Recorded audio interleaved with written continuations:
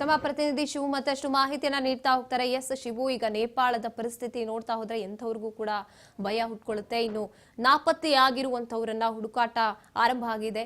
ಜೊತೆಗೆ ಅವರು ಎಲ್ಲಿದ್ದಾರೆ, ಯಾವ ಪರಿಸ್ಥಿತಿಯಲ್ಲಿ ಇದ್ದಾರೆ ಅನ್ನುವಂಥದ್ದು ಗೊತ್ತಾಗ್ತಿರೋದಿಲ್ಲ ಅಲ್ವಾ? ಗಾಯತ್ರಿ, ಇದು ನೇಪಾಳದಲ್ಲಿ ನಡೆದಿರುವಂತಹ ಈ ಜನಘೋರ ದುರಂತ ಏನಿದೆ, ಇದಕ್ಕೂ ಕೂಡ ಇಡೀ ಒಂದು ಜಗತ್ತು ಬೆಚ್ಚಿ ಬೀಳುವಂತಹ ಒಂದು ದೃಶ್ಯ ಆಗಿದೆ. ಇದು ಯಾವ ರೀತಿಯಲ್ಲಿ ನಿನ್ನೆ ಪ್ರವಾಹ ಬಂತು ಅಂತ ಹೇಳಿದ್ರೆ ಅಲ್ಲಿ ಯಾರಿಗೂ ಕೂಡ ಸುಳಿವೇ ಇರಲಿಲ್ಲ, ಆ ಮಟ್ಟಕ್ಕೆ ಬಂದಂತದ್ದು ಪ್ರವಾಹ. ಈ ಪ್ರವಾಹ ನಿಜಕ್ಕೂ ಕೂಡ ಎಷ್ಟು ಜನರನ್ನ ಬಲಿ ತೆಗೆದುಕೊಂಡಿದೆ ಅನ್ನುವಂಥದ್ದನ್ನ ಈಗ ಅಲ್ಲಿನ ಜನ ಲೆಕ್ಕ ಹಾಕ್ತಿದ್ದಾರೆ. 500ಕ್ಕೂ ಹೆಚ್ಚು ಜನರು ಬಲಿಯಾಗಿದ್ದಾರೆ. ಇಡೀ ಒಂದು ಆ ಪ್ರದೇಶ ಏನಿದೆ ನಾಮಾವಶೇಷ ಆಗಿ ಹೋಗಿರ್ತಕ್ಕಂಥದ್ದು. ಅಷ್ಟರ ಮಟ್ಟಿಗೆ ಇದ್ದಕ್ಕಿದ್ದಂತೆ ಬಂದಂತಹ ಒಂದು ಈ ಪ್ರವಾಹ ಏನಿದೆ ನೇಪಾಳದಲ್ಲಿ ನಿಜಕ್ಕೂ ದೊಡ್ಡ ಅನಾಹುತವನ್ನು ಸೃಷ್ಟಿ ಮಾಡಿರುವಂತದ್ದು. ಇದೀಗ ಭಾರತಕ್ಕೂ ಕೂಡ ದೊಡ್ಡ ಮಟ್ಟದ ಒಂದು ಜಲಗಂಡಾಂತರ ಎದುರಾಗುವಂತಹ ಒಂದು ಮುನ್ನೆಚ್ಚರಿಕೆ ಇರೋದ್ರಿಂದ ಅಲ್ಲಿ ಎಲ್ಲರೂ ಉತ್ತರ ಪ್ರದೇಶ, ಬಿಹಾರ ಸೇರಿದಂತೆ ಈ ಒಂದು ನೇಪಾಳದ ಪಾತ್ರದಲ್ಲಿ ಇರುವಂತಹ ಒಂದು ರಾಜ್ಯಗಳೇನಿದಾವೆ ಅಲ್ಲಿಗೂ ಕೂಡ ಕಟ್ಟೆಚ್ಚರವನ್ನು ವಹಿಸಿರುವಂತದ್ದು. ಈಗಾಗ್ಲೇನೆ ಏನು ಗಂಡಕ್ ನದಿ ಏನು ನಮ್ಮ ಭಾರತದಲ್ಲೂ ಕೂಡ ಹರಿತದೆ. ಈ ಒಂದು ನದಿ ಉಕ್ಕಿ ಹರಿಯುವಂತ ಸಾಧ್ಯತೆಗಳಿರೋದ್ರಿಂದ ನದಿ ಪಾತ್ರದಲ್ಲಿ 20ಕ್ಕೂ ಹೆಚ್ಚು NDRF ತಂಡಗಳನ್ನು ಕೂಡ ನಿಯೋಜನೆ ಮಾಡಾಗಿರುವಂತದ್ದು. ತ್ರಿಶೂಲಿ ನದಿ ಮೂಲಕ ಭಾರತವನ್ನು ಪ್ರವೇಶಿಸುವಂತ ಗಂಡಕ್ ನದಿ ಏನಿದೆ, ಈ ನದಿ ಪಾತ್ರದಲ್ಲಿರುವಂತಹ ಗ್ರಾಮಸ್ಥರನ್ನ ಸ್ಥಳಾಂತರ ಕೂಡ ಮಾಡುವಂತದಕ್ಕೆ ಸೂಚನೆ ಮಾಡಿದ್ದಾರೆ. ಈಗ ಯಾವ ಕ್ಷಣದಲ್ಲಾದ್ರೂ ಕೂಡ ಮತ್ತೆ ಈ ಒಂದು ಫ್ಲಡ್ ಆಗ್ಬಹುದು ಅನ್ನುವಂಥದ್ದು ಈಗಾಗಲೇ ಹೇಳಿದಂತೆ ಈ ಕೃತಕ ಒಂದು ಅಣೆಕಟ್ಟು ನಿರ್ಮಾಣ ಆಗಿದೆ. ಮಂಜುಗಡ್ಡೆಗಳಿಂದ ಕೂಡಿರುವಂತಹ ಒಂದು ಕೃತಕ ಅಣೆಕಟ್ಟು ನಿರ್ಮಾಣ ಆಗಿರೋದ್ರಿಂದಾಗಿ ಅದು ಈಗ ಅಲ್ಲಿ ಮೇಲ್ಗಡೆ ಇರ್ತಕ್ಕಂತ ಹೆಸರು, ಮಣ್ಣು ಮತ್ತೆ ನೀರನ್ನ ತಡೆದಿಟ್ಟಿದೆ. ಅದೇನಾದ್ರೂ ಮತ್ತೆ ಒಡೆದುಕೊಂಡು ಆ ಒಂದು ಮಂಜುಗಡ್ಡೆಗಳ ಕೃತಕ ಡ್ಯಾಮ್ ಏನಾದ್ರೂ ಒಡೆದೋದ್ರೆ ಮತ್ತಷ್ಟು ಭೀಕರವಾದಂತ ಒಂದು ಅನಾಹುತ ಆಗುವಂತ ಸಂಭವ ಇದೆ. ಹಾಗಾಗಿ ಈಗ ಎಲ್ಲರೂ ಕೂಡ ಸಮರೋಪಾದಿಯಲ್ಲಿ ಅಲ್ಲಿ ಒಂದು ಪರಿಹಾರ ಕಾರ್ಯಗಳನ್ನ ಮಾಡ್ತಿರುವಂತದ್ದು. ಪ್ರತಿಯೊಂದು ಸ್ಥಿತಿಯನ್ನು ಕೂಡ ಬಹಳ ಕಟ್ಟೆಚ್ಚರದಿಂದ ನೋಡ್ತಾ ಇದ್ದಾರೆ. ಎಲ್ಲಾ ಸ್ಯಾಟಲೈಟ್ ಇಮೇಜಿಂಗ್ಗಳನ್ನ ಕೂಡ ಈಗ ವಿಶ್ಲೇಷಣೆ ಮಾಡ್ತಾ ಇದ್ದಾರೆ. ಅಲ್ಲಿ ಯಾವ ರೀತಿಯಲ್ಲಿ ಮತ್ತೆ ತನ್ನ ರೌದ್ರ ರೂಪವನ್ನು ತೋರಿಸಬಹುದು, ಇಡೀ ಒಂದು ಪ್ರದೇಶ ಹೇಗೆ ವರ್ತಿಸ್ತಾ ಇದೆ ಅನ್ನುವಂತ ಒಂದು ವಿಶ್ಲೇಷಣೆಯನ್ನ ಈಗ ತಜ್ಞರು ಮಾಡ್ತಾ ಇದ್ದಾರೆ.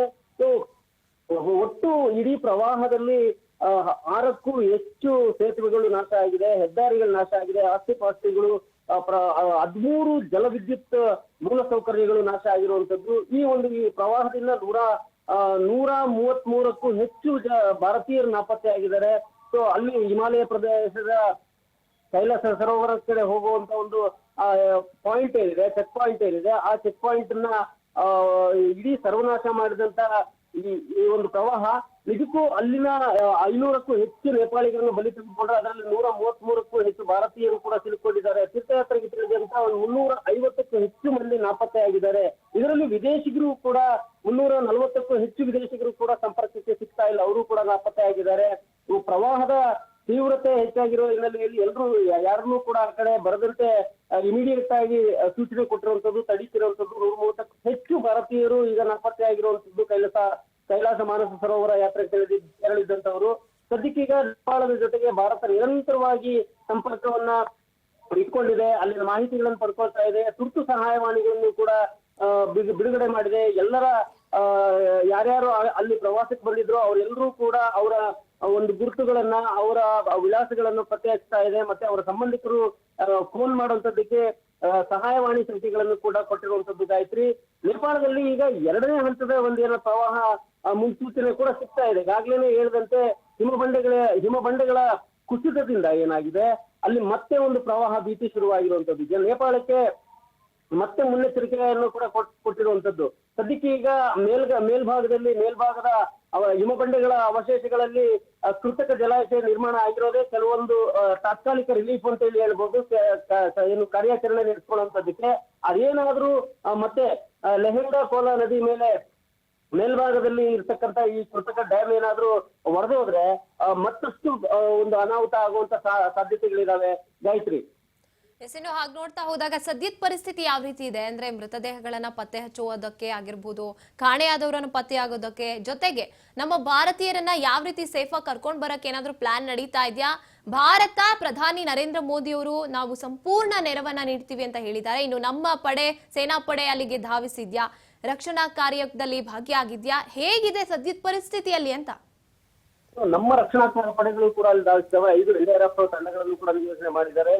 ಒಂದು ಹಿಮಾಲಯದ ನದಿ ಪಾತ್ರದ ಒಳಗಡೆ ಅಲ್ಲಿ ಈಗಾಗಲೇ ಭಾರತೀಯ ಎಲ್ಲ ಹೋಗಿದ್ರು, ಅಷ್ಟು ಜನರ ಮಾಹಿತಿಗಳನ್ನು ಪಡ್ಕೊಂಡಿರುವಂತದ್ದು ಭಾರತ ಸರ್ಕಾರ. ಅಲ್ಲಿ 350ಕ್ಕೂ ಹೆಚ್ಚು ಜನ ಪ್ರವಾಸಿಗರು ಹೋಗಿದ್ರು. ಅದರಲ್ಲಿ 135ಕ್ಕೂ ಹೆಚ್ಚು ಜನ ನಾಪತ್ತೆ ಆಗಿದ್ದಾರೆ. ಉಳಿದವರದ್ದು ಪತ್ತೆ ಅಂದ್ರೆ ಅವರವರ ಸಂಬಂಧಿಕರುಗಳಿಗೆ ಈಗ ಫೋನ್ ಮಾಡಿ ತಿಳಿಸಲಾಗಿದೆ ಅಂತದ್ದು. ಈಗ ಭಾರತ ಸಂಪೂರ್ಣವಾದಂತ ಸಹಕಾರವನ್ನ ಕೂಡ ಕೊಡ್ತೀವಿ ಅನ್ನುವಂಥದ್ದನ್ನ ಹೇಳಿದೆ. ಅಲ್ಲಿ ಈ ಒಂದು ದುರಂತದಿಂದಾಗಿ ಸಾಕಷ್ಟು ಹಾನಿ ಆಗಿದೆ. ಹೆದ್ದಾರಿಗಳು, ಅಲ್ಲಿದ್ದಂತ ದೊಡ್ಡ ದೊಡ್ಡ ಪ್ರಾಜೆಕ್ಟ್ಗಳು, ಡ್ಯಾಮು ಎಲ್ಲವೂ ಕೂಡ ಕ್ಷಣಾರ್ಧದಲ್ಲೇ ಕೊಚ್ಚಿಕೊಂಡು ಹೋಗಿರುವಂತದ್ದು.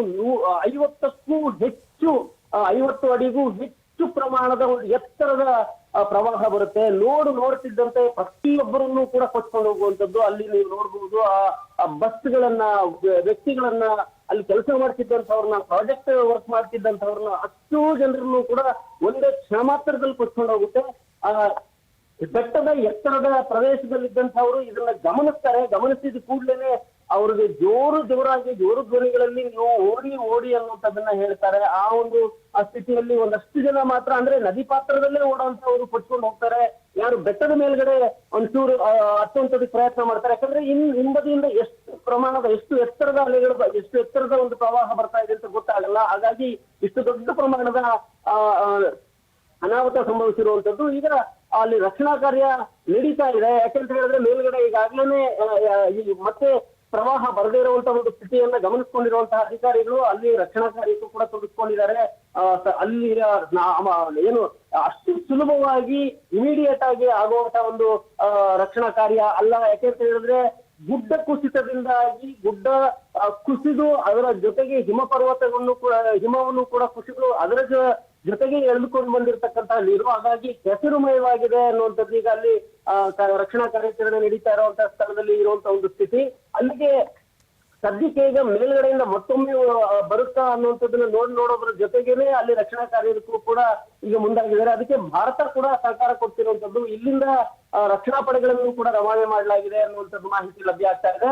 ಹಾಗಾಗಿ ಅಲ್ಲಿ ಒಂದು ರಕ್ಷಣಾ ಪಡೆ ನಿಜಕ್ಕೂ ಕೂಡ ಅತ್ಯಂತ ದುಸ್ಸಾಹಸದ, ಅತ್ಯಂತ ಕಠಿಣ ಪರಿಸ್ಥಿತಿಯ ಒಂದು ರಕ್ಷಣಾ ಕಾರ್ಯ ಅಂತಾನೆ ಹೇಳ್ಬಹುದು. ಆ ಮಟ್ಟಕ್ಕೆ ಈಗ ಸದ್ಯಕ್ಕೆ ರಕ್ಷಣಾ ಕಾರ್ಯ ಮುಂದುವರಿಸಲಾಗ್ತಾ ಇದೆ.